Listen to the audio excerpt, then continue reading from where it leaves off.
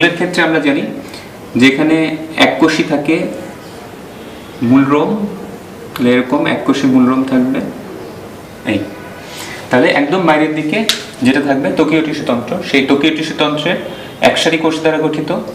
এখানে কোনো কিউটিকল নাই এবং এখানে এককোষী মূলরোম পাওয়া যায়। তাহলে তিনটা পয়েন্টস আমরা লিখে নিতে পারবো পাশাপাশি।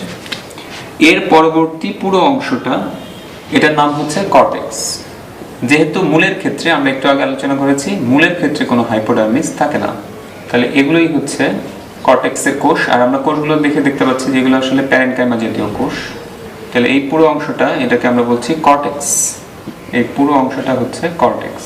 এই তাহলে অধঃত্বক থাকে না, পুরো অংশটা কর্টেক্স, এবং ভেতরের দিকে যে অংশটা থাকবে সেটা হচ্ছে অন্তত্বক বা এন্ডোডার্মিস। আমরা যেটা শিখেছিলাম, অন্তত্বক একসারি কোষ দ্বারা গঠিত, এটা বৃত্তাকারে অবস্থিত এবং এদের